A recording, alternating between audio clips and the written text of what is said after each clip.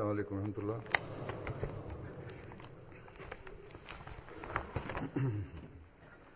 أشهد أن لا إله إلا الله وحده لا شريك له وأشهد أن محمدا عبده ورسوله أما بعد فأعوذ بالله من الشيطان الرجيم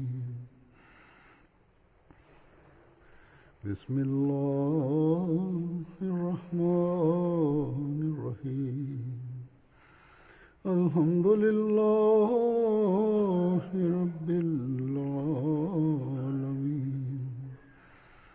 الرحمن الرحيم مالك يوم الدين إياك نعبد وإياك نستعين اهدنا الصراط المستقيم صراط الذين أنعمت عليهم غير المغضوب عليهم ولا الضالين.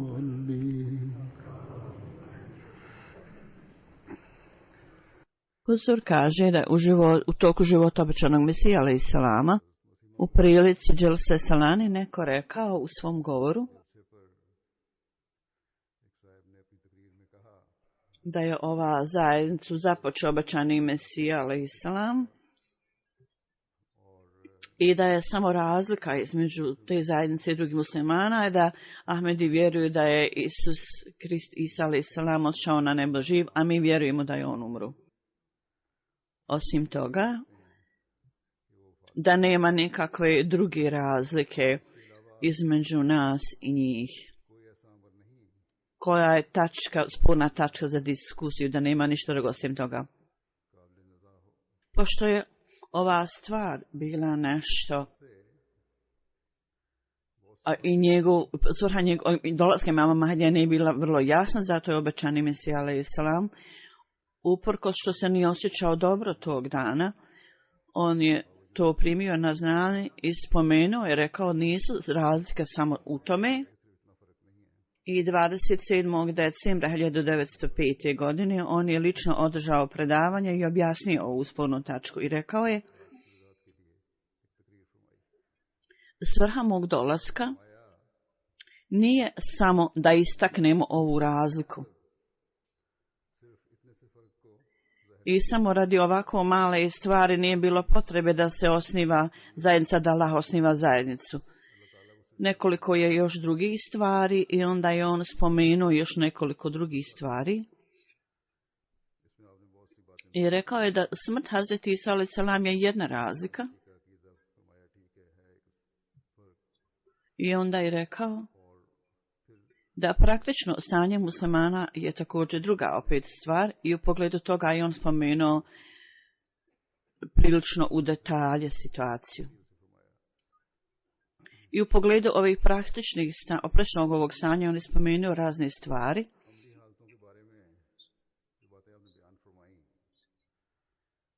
koje su uzrok pada muslimana i radi čijeg popravljanja i reforma je Allah njega poslao.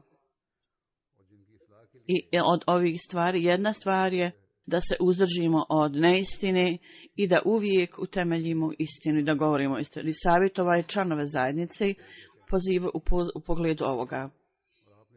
I rekao, morate uzdići standard svoje istinoljubivosti. I napravite razliku, istaknite razliku između vas i drugih ljudi. Samo vjerovati u nešto. I proglasiti da je istinito dolazak obećanog Mesije nije od kakve koristi. U njegovim vlastitim riječima ovo su stvari koje su ja vama predstaviti. Huzur kaže: ako svaki od nas, ako svaki pojedinac iskreno i u detalje posmatramo sebe i vredno i procijenimo, onda ćemo vidjeti da ima mnogo ljudi koji će za sebe iznaći i otkriti da je standard ka čim ostvarenju treba džemat da posveti pažnju, da njihov standard nije zadovoljavajući i na koji je obećano Mesija skretao pažnju, da vidjet će mnogi da njihov standardi nisu takvi. Allah u časnom Kur'anu je spomenuo odliku istinskih vjernika.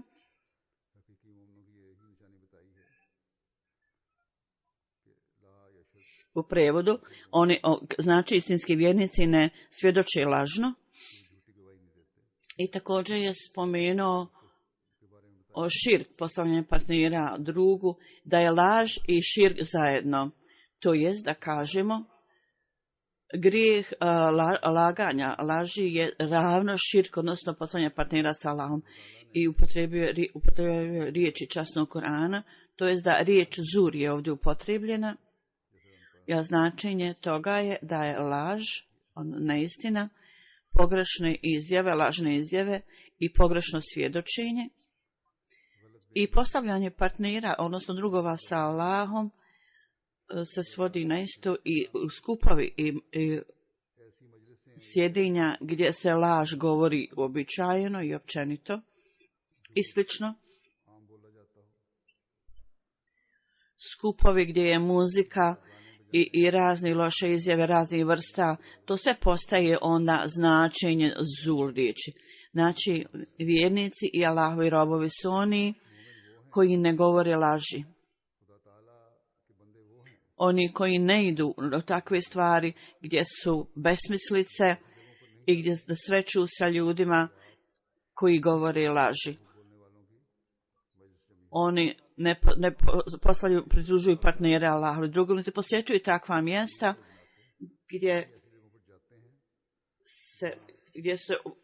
gdje su idolopoklonici i se ponašaju po svom pogrešnom putu. I oni ne iznose loša svjedočenja na sudovima. Ako svi od nas se uzdržimo od laži na ovakav način, onda možemo napraviti u sebi, osoba svaka može napraviti u sebi takvu promjenu tako to učini istinskim vjernicom. Sada ja ću predstaviti dio ovog govora obećanog Mesija alejhi selama koji je on spomenuo, o čemu je govorio o laži. Slušajte to pažljivo. Danas ima mnogi među nama ili možda veliki broj ljudi su takvi koji treba da se zamisle nad ovim izjavama i govorima obećanog Mesija alejhi selama. I u poredu korupcije muslimana i švenosti muslimana, uzrok toga, opisujući uzrok toga, on je rekao da među muslimanima razlike koje su među njima i njihova raskol i podjela je ljubav prema svijetu. I taj predmet on prethodno spomenuo, rekao je ljubav prema svijetu je stvarni uzrok koji čini razdvajanje i podjelu među muslimanima. Jer jednostavno Allahovo zadovoljstvo je njima pred očima, da oni to dobro razumiju i ponašaju se tako, onda bi njihovo stanje bilo puno bolje. I slijeđenjem toga oni bi postali jedno, kao jedan. Međutim, sada zbog ljubavi prema svijetu, ove loše stvari su prisutne. Kako onda ovi ljudi mogu biti nazvani muslimanima kad ne slijede stope časnog poslanika sallallahu alejhi ve sellem? On je rekao da je Allah kazao,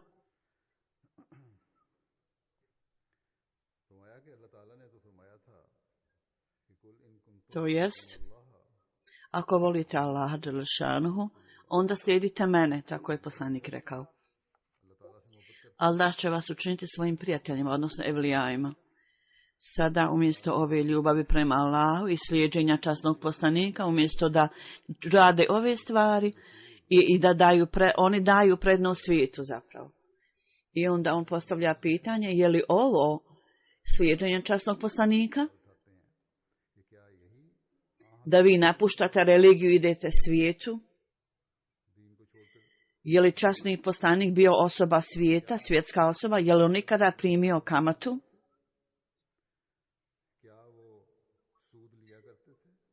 Ili bio nemaran o slijeđenju Allahovih naredbi, je li on Božja sačuva imao dvojnost u svom karakteru, licemjerstva? Je li on davao prednost svijetu nad religijom? Ako se zamislite nad ovim svim stvarima, slijeđenje poslanika znači da treba da slijedite, da mora da slijedite njegove stope strogo. On je uvijek davao prednost religiji nad svijetom, a ne obratno. I pogledajte kakav je onda Allah dželešanu vrstu blagoslova on poslao ovim ljudima i šalje ovim ljudima. Ako slijedite njihovim stopama, onda ćete vidjeti koliko blagoslova Allah će vam dati. Ashabi su slijedili ovaj put i onda vidite kako ih je Allah uzdigao na visoke položaje. Oni su potpuno odbacili svijet i bili su potpuno presjekli svoje veze sa svijetom.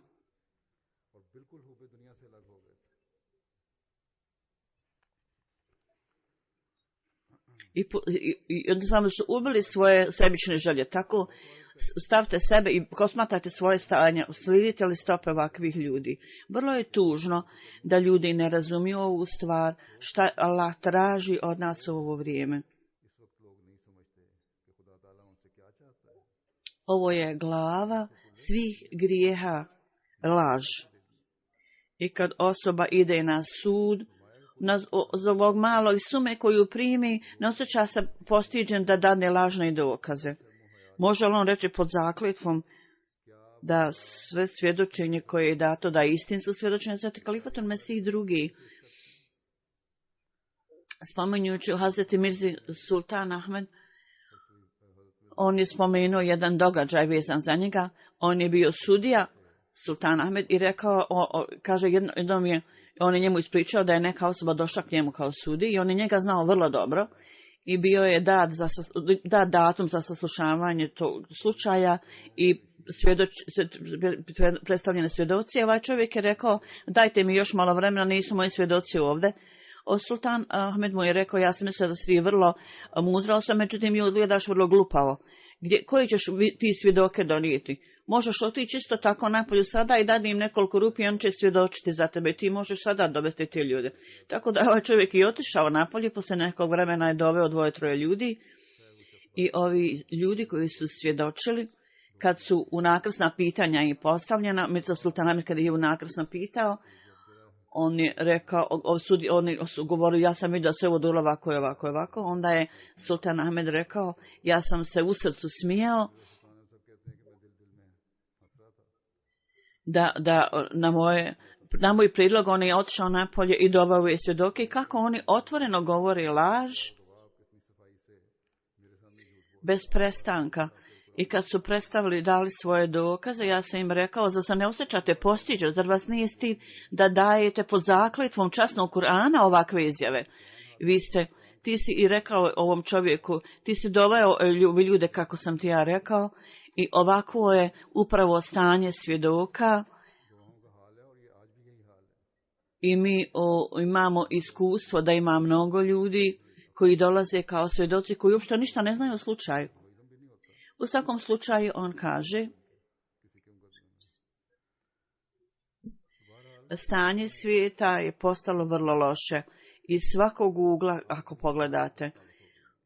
Jednostavno iznose se lažna svjedočenja, lažni svjedoci pozvani i lažne izjave su običajna stvar. I svi papiri, svi dokumenti su i lažne izjave su zabilježene. Jednostavno, ako dadnete malo para službenicima, oni napišu vama lažne dokumente. I šta god kažu, uvijek će izbjeći istinu. I sada je stanje još gore nego prije. Sada ovi ljudi koji ne osjećaju potrebu za ovim poretkom, treba da se pitaju, je li ovo vjera koju je časni poslanik donio? Kako sad muslimani predstavljaju obećani Mesija, spominje moral i spomenuo i rekao je jednostavno reći Mesaja je na nebu i neće doći. I doći će zapravo nije ispravno, nije jedino to. Mora biti stvoren moral ispravan. I ovo je svrha za koju obećani Mesija alejselam poslan. On kaže, Allah dželešanu je proglasio ova laž nečistoćom. Uzdržite se od toga, odbacite to.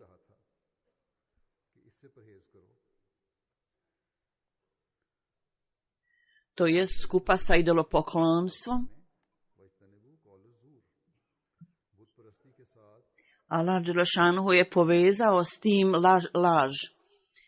I tako je glupava osoba koja napušta Allaha i okreće se o ovim kipovima od kamenja i jednostavno osoba koja napusti ispravan put i uzima put laži, neistine, to je razlog zašto je Allah Đelešanuhu je to povezao, laž povezao sa idolopoklonstvom.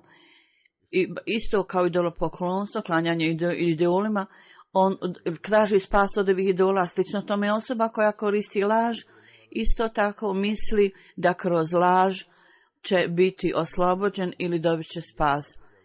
Kakva je loša stvar kad su ljudi pitaju zašto ste postali takvi, zašto ne napustite ovu nečistoću, oni pitaju zašto da je napustimo, mi ne možemo preživjeti bez toga. I kako je velika nesreća ljudi će biti da oni smatraju smatraju laž kada je njihov Bog. Ja vam kažem samo da će istina uvijek uspjeti u svakom slučaju.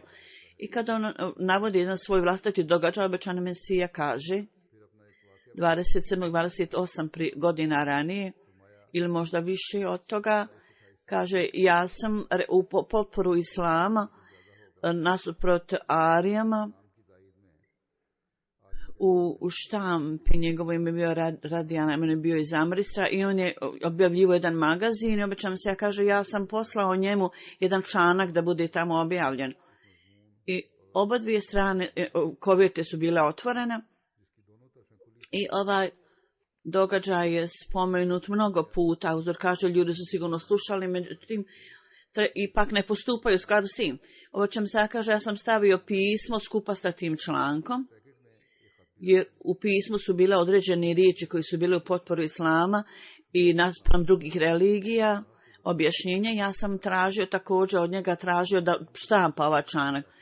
I taj krišćan je bio uvrijeđen zbog toga i on je mislio da je ovo sada vrijeme da natakne mene. Obećam se, ja kaže, jer stavljati pismo skupa sa člankom nije bilo dozvoljeno, a ja potpuno sam bio neupoznat s tim, nisam to znao.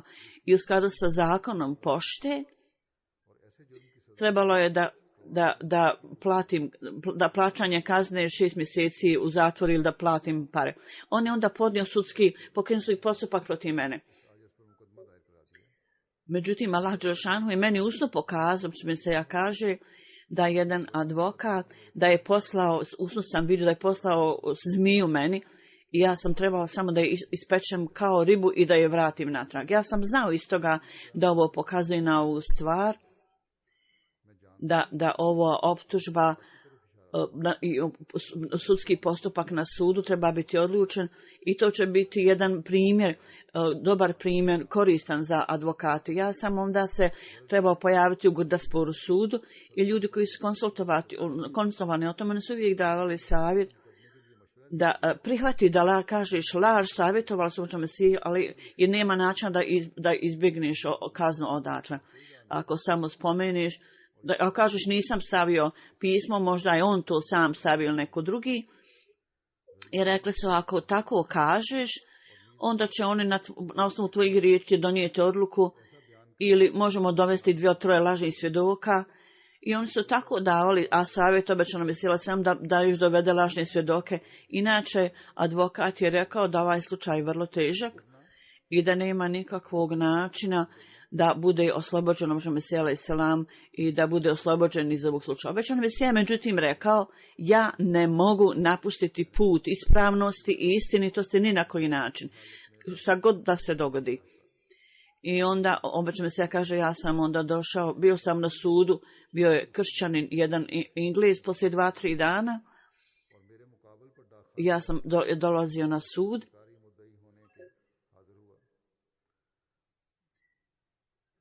I osoba na sudu me je pitala, postavila me pitanje, jesi li ti stavio pismo ovaj paket, da ovaj paket pripada vama? Ja sam, obično se kaže, on me rekao, jeste, to je moje pismo i to je moj paket, pripada meni. I ja sam lično poslao ovo pismo i poslao sam ovaj paket. Međutim, moja namjera nije bila da nametnem ikakav gubitak pošti i vladi. Niti sam ja tu uradio s ikakvom lošom namjerom, niti da dam ikakav financijski gubitak, jer da uštedim ja para. Ja nisam to radio s tom namjerom. Ja nisam smatrao da je predmet mog pisma drugačiji od članka. Čim je ovaj sudija čuo ovo, Allah Đelešanu je ovog sudiju okrenuo odmah prema meni i službenik iz pošte je dao dugačak govor i prilično dugo govore na engleskom, što ja nisam mogao razumjeti.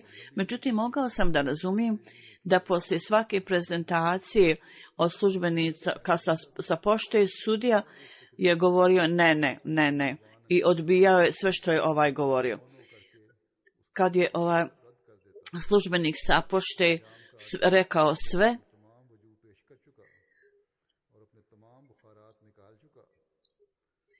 obratio pažnju samo na donošenje odluke, napisao je oko 1-2 linije i pitao me za odobrenje da ode.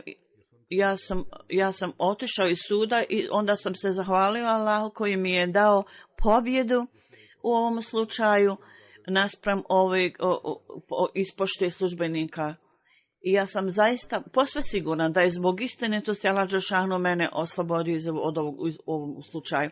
I ja sam pritom vidio usnu da je neko stavio ruku na moju kapu i ja sam pitao šta hoće da uradi. Čovjek odgovori u redu je. Tako obećana Mesija kaže, kako ja mogu reći da bez govora laži osoba može da preživi i da uspije. To je pogrešno. Činjenica je da bez istine mi ne možemo preživjeti.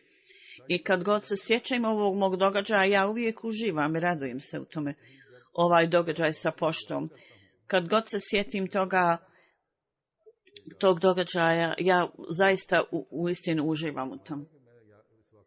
Ja sam uzeo učenje Allahovo i on je poveo brigu o meni, tako i vi uradite. To je zaista bila jedna vrsta znaka.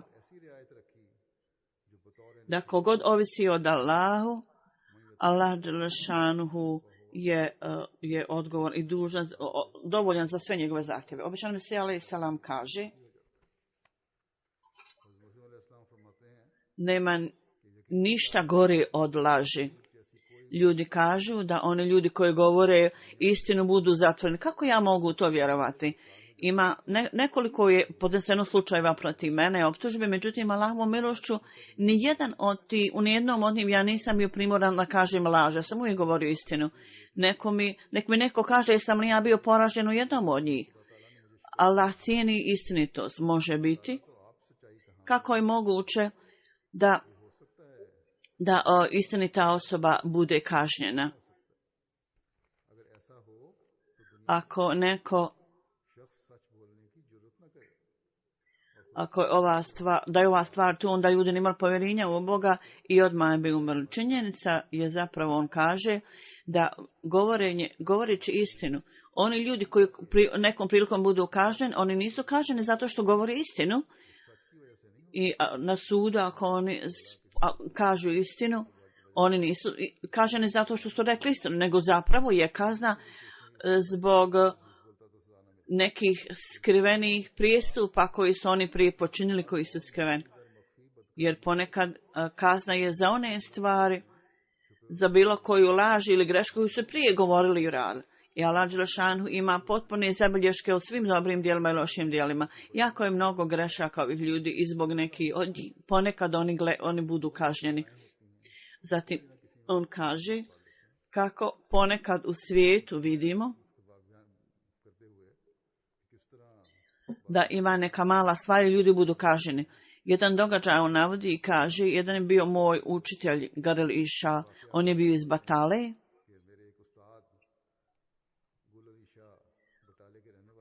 Oni poučavaju sina nekog čovjeka. On je spomenuo da je dan put da je ovaj otac ovog djeteta istukao svog slugu zbog male stvari i kako je ovaj učitelj Gulaša vrlo je bio jednostavan čovjek i vrlo pošten. On je rekao ovom ocu, ti si učinio nepravdu zato što si istukao ovog slugu, samo što je stavio malo više soli nego što je trebalo. Međutim, on je rekao, molvi, ti ne znaš da je on dobio 100 koza od mene, ima puno loših i dobrih stvari, nekada bude uhvaćena maloj stvari.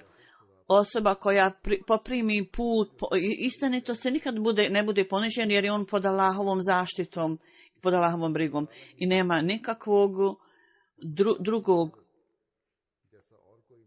ništa drugo tako sigurno kao Allahove sigurnosti. Može li iko reći da kad ste žedni, da samo da popijete jednu kap, bit ćete zasićeni? Ili kad ste jako gladni, da samo uzmete jedan zalogaj da ćete biti zadovoljeni? Ne. Ukoliko ne pijete vode dok se ne zasitite ili dok se ne najedite koliko treba, nećete biti zasićeni. Slično tome i u postupcima. Nema izvanrednosti i savršenosti i rezultati nisu tu koji su željeni. Djelotvorni postupci ne mogu zapravo smali umanjeni odnosi i odvojeni. I Allah kaže, ako vi učinite djela u skladu sa mojom željom i mojim zahtjevom, onda će Allah biti zadovoljan.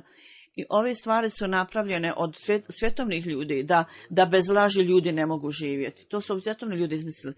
I neko je rekao, zato što je rekao istinu na sudu, bio je zatvoren nekoliko godina. Ovo je samo stvari koje oni govore, a oni zapravo ne znaju istinu.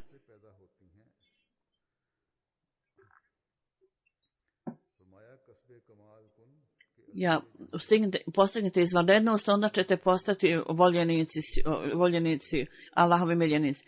Dakle, ovi ljudi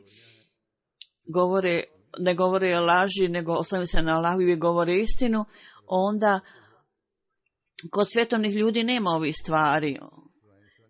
I ove slabosti u čovjekom karakteru su zbog toga. Izvanrednost ne stvara ovakvu vrstu plodova. Ako osoba samo stavi jedan šav na čaršav, samo time ne postaje krojač. I nije neophodno da onda on može da šije vrlo finu odjeću od svili. Ako mu bude data ovaka vrsta odjeće, rezultat će biti da će on uništiti tu finu odjeću. Znači, takve dobre stvari u kojima postoji nečistoće je beskorisne su. Allah ne vrednuje, u Allahovim očima to nije vrijedno, međutim svjetovni ljudi, oni su ponosni o tom i oni na tome žele da postignu spas. Ako postoji predanost, a onda Allah ne dozvoljava da male stvari budu izgubljene. To jest, šta god je osoba uradila, bilo kakvo djelo dobrote, sigurno će biti nagrađen koliko god to bude malo. Ako neko treba nešto da uradi, nešto dobro, onda će on dobiti nagradu od Allaha. Kakav je onda razlog da činite toliko mnogo stvari, a ne dobijete nagradu? Zato što nemate iskrenosti i predanosti. Za postupke predanost je jako potrebna i neophodna. Za postupke je neophodna predanost, znači, kao što je on rekao u prevodu, o ljudi koji su predani, učinite svoju religiju čistom radi Allaha. Sada sve ove stvari su tu koje obećan Mesija alejhi selam spomenuo i s velikom uznemirenošću i bolu u srcu on je spomenuo, kao što sam rekao, on je spomenuo, pozivajući se na ovo, da je ovo mnogo više važno nego da je Hazreti Isa nije otišao na nebo i da neće doći s neba. Mnogo važnije od toga da očistite svoje srce od klonja partnera. Srcem vaše stanje treba biti takvo da nema ni tačke širka u vašim onome što radite i volite istinitost i odbacite laž. Na primjer, ima određeni stvari, upravo sam spomenuo nekoliko način primjera u optužbama na sudu. Treba da mislite nikad ne smijete upuštati u laž u svojim poslovima, samo radi zarade, ne smijemo raditi ništa lažno i loše.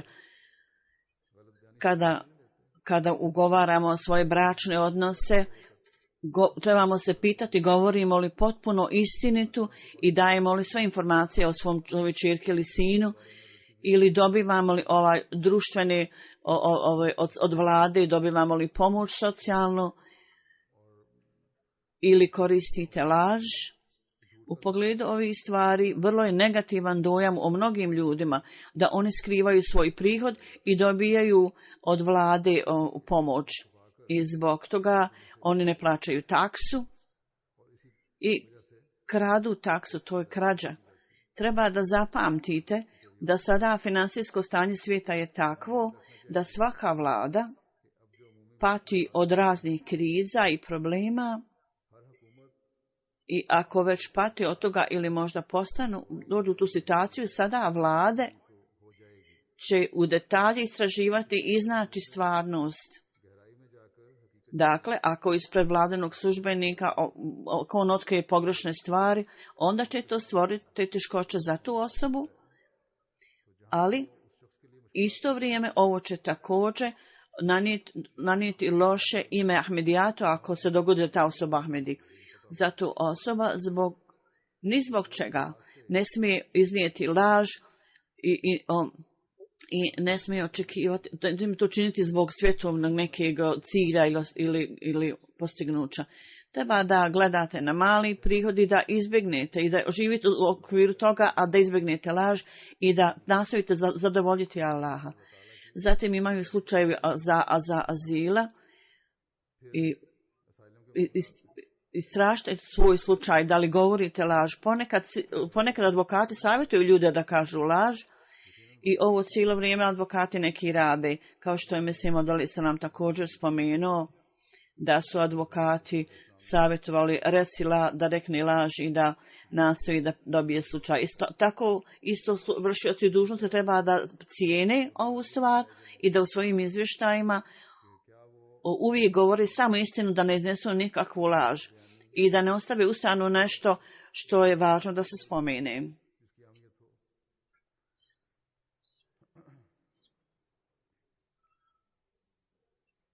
Ponekad, ako nema laži, kao što sam spomenuo prethodno u svojoj hudbi, međutim, sigurno mora biti dat potpuno istinska izjava i tvrdnja. I treba slijediti ispravnost i da onda stvar bude riješena u skladu s tim. Dakle, moramo gledati u sve stvari detaljno. Svaki pojedinac treba da napusti svoje sebične želje i koristi, imajući ispred sebe strah od Allaha. I treba tako da riješite svoje stvari i stvar treba biti riješena na takav način. Ako sve ovo stvari nisu tu, onda, kao što obećan Mesih alejhi selam spomenuo, onda sve ove stvari jednostavna ovo je jednostavno zbog ljubavi prema svijetu i ova ljubav prema svijetu, kao što vam spomenuo, je ono što osobu odvodi u propast. I tako jedinstvenost zajednice ne ostaje ili barem bude podjela u društvu. I to jedinstvo za koje obećan Mesih alejhi selam došao bude izgubljeno tu. To je zbog ljubavi čovjekove prema svijetu. I onda će Ahmedi postati kao sekta, kao i druga sekta. Dakle, iz jednog poroka bude rođeno mnogo poroka. Obećan Mesih alejhi selam je spomenuo da poroci rađaju druge poroke. Kao Ahmedi imate jako mnogo odgovornosti na svojim ramenima i mi uvijek moramo čuvati to ispred sebe.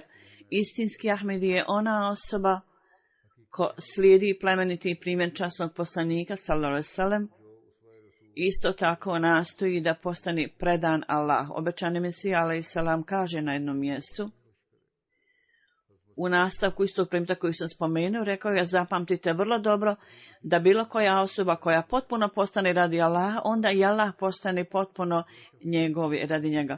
Allah niko ne može prevariti. Ako neko želi da pokazivanjem, isticanjem može potkradati Allah, to je potpuno glupavo od njega. On bude i prevaren, čovjek bude i prevaren.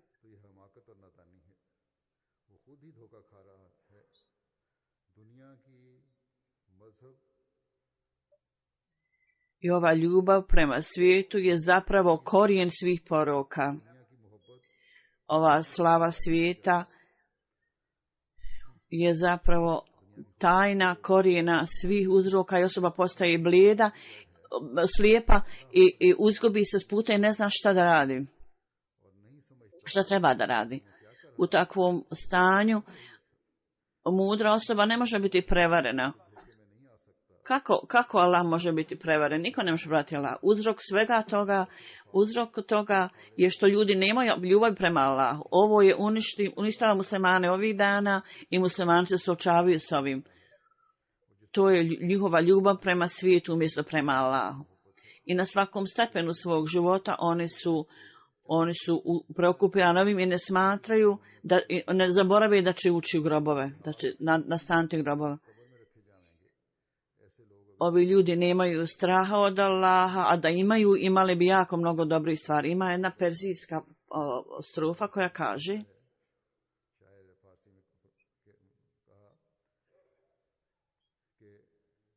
ja želim da se ministri boje Boga i da u svojim stvarima su vrlo aktivni i vrlo budni.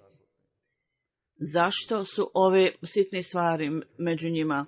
Zato što Allahova veličanstvenost ne postoji u njim srcima. Da postoji Allahova veličanstvenost među njima i njihova sigurnost da će jednog dana umrijeti, onda bi sve ovo njih napustilo.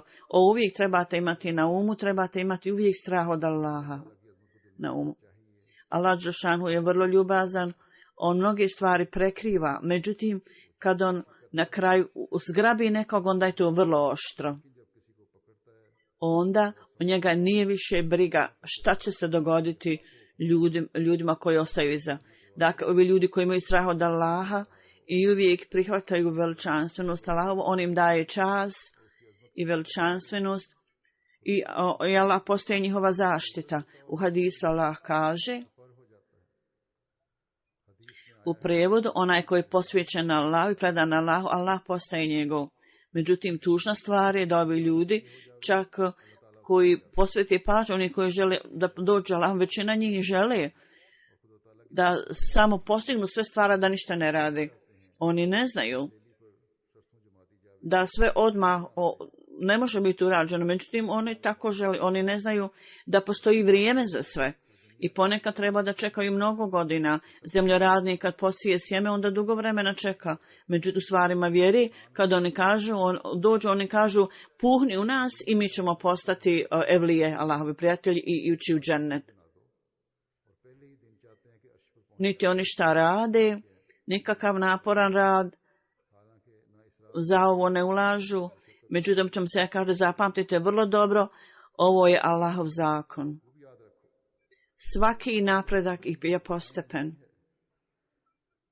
I Allah dželešanuhu nije zadovoljan da samo kažemo mi smo muslimani ili vjernici. I on je rekao,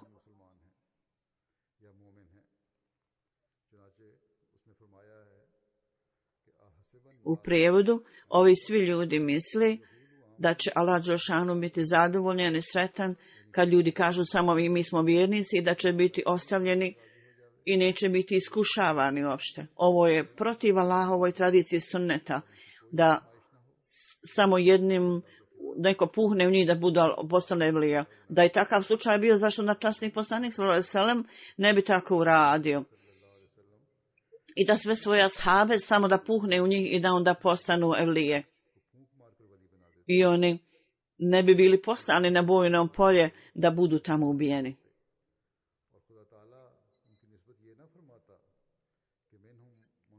I Allah dželešanuhu je rekao ovim ljudima, oni su ljudi među kojima su oni koji su ispunili svoj zavjet, svoje obećanje, a ima oni koji čekaju, koji još nisu stigli do toga. I kažu, kad svijet ne može to stvarati bez teškoće i borbe, onda u stvarima religije također ne može biti drugačiji. Svaki blagoslov Allahu zahtijeva naporan rad. Allah dželešanuhu nije stavio toliko teškoća za ljude. ovi džobi i ljudi koji daju razne zaštite ljudima, oni također rade mnogo drugih stvari. Međutim, u islamu ove stvari nisu tu. Islam daje učenje da osoba dobiva spas koja sebe očisti, to jest da kažemo, koja napusti sve vrste novotarija i napusti sebični ego i potpuno presjeće veze s tim i svu nečistoću odbaci i počini se Allahu. To je osoba koja će zaista postići spas, koji daje prednost Allahu dželešanhu i napušta vještačke stvari svijeta. On je taj koji je uspješan. Da Allah dadne da bude tako, da nas Allah osposobi da napravimo pobožne promjene u sebi i da postignemo visoke standarde pobožnosti i da uvijek dajemo prednost religiji nad svijetom. I nakon što dođemo u zavjet običnom se alaih selama, ne samo kroz riječi, nego da zapravo razumijemo svrhu njegovog dolaska i da to ispunimo. I časni poslanik sallallahu alejhi ve sellem, njegov plemeniti primjer, da nastojimo i da slijedimo njegov plemeniti primjer. I da nastojimo da uvijek dadnemo prednost Allahovom zadovoljstvu i da nastojimo da ga steknemo, da nas Allah osposobi da dobijemo Allahovo zadovoljstvo. Poslije džume namaza, huzur kaže, ja ću klanjati dženazu namazu u odsustvu. Mukarem Kasem Turi sahib, misionar u obali Slonovači. On je bio lokalna osoba tamo. 25. januara on je umro, inna lillahi ve inna ilaihi rađun. 1986. on je primio Ahmedijet. Prije primanja Ahmedijata on je vodio školu i nakon što je primio Ahmedijet on je dao tu školu džematu. Ona je poslije prokinuta u prvostepenu školu.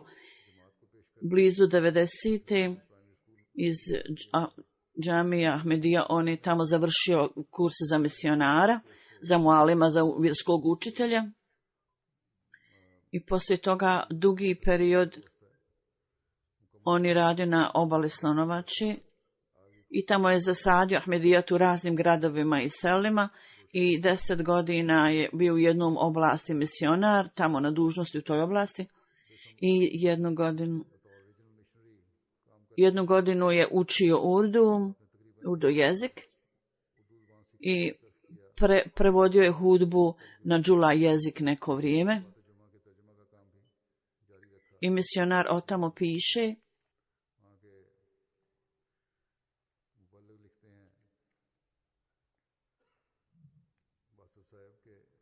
i kaže da se sreo s njim 96. i kaže 3 godine on je tamo već radio od 86. do tog vremena i govori o njegovoj predanosti džematu i njegovoj poslušnosti halifatu. To su istaknute odlike koje je imao.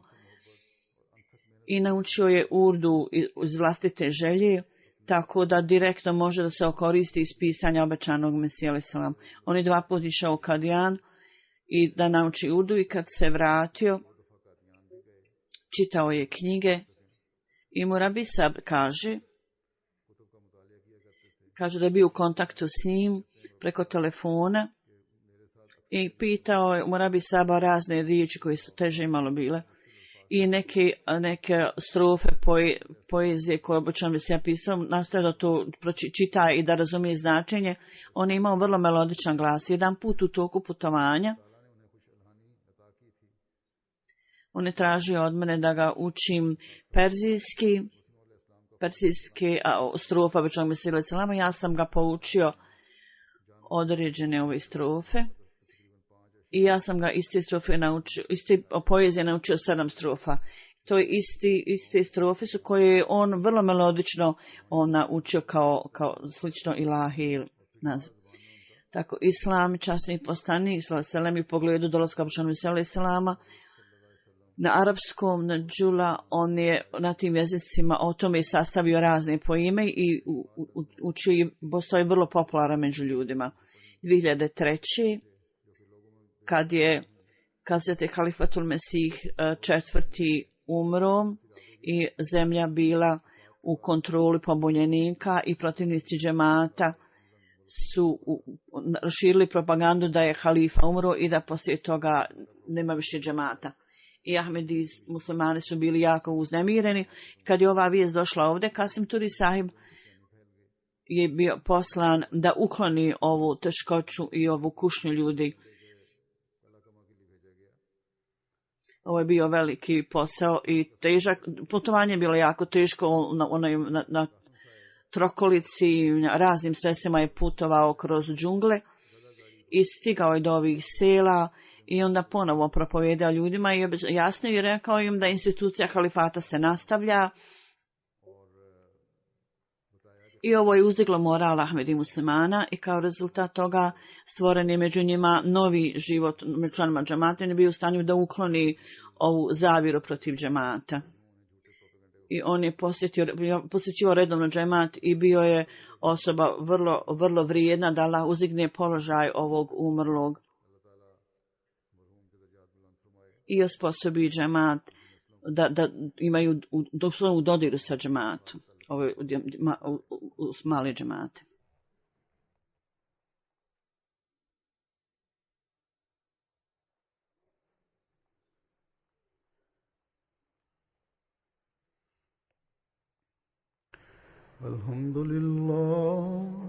Alhamdulillah, nahmaduhu wa nasta'inuhu wa nastaghfiruhu wa nu'minu bihi wa natawakkalu alayhi wa na'udhu billahi min shururi anfusina wa min sayyiati a'malina. من يهده الله فلا مضل له ومن يضلله فلا هادي له ونشهد أن لا إله إلا الله ونشهد أن محمدا عبده ورسوله. عباد الله رحمكم الله إن الله يأمر بالعدل والإحسان وإيتاء ذي القربى وينهى عن الفحشاء والمنكر والبغي يعظكم لعلكم تذكرون. اذكروا الله يذكركم وادعوه يستجب لكم ولذكر الله أكبر.